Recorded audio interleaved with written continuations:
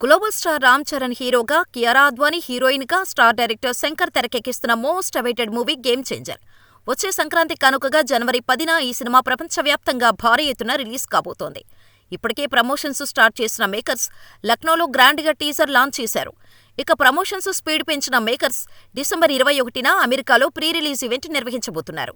యుఎస్లో first ever pre release ఈవెంట్గా ఇది నిలవబోతోంది. ఈ ఈవెంట్ని డల్లాస్లో ప్లాన్ చేయగా గెస్ట్గా సుకుమార్ వస్తున్నాడు. ఈ వేదికపై సాంగ్ లేదా ట్రైలర్ లాంచ్ చేయనున్నారనే టాక్ ఉంది. అయితే తాజాగా మ్యూజిక్ డైరెక్టర్ తమన్ మాత్రం సాలిడ్ అప్డేట్ ఇచ్చాడు.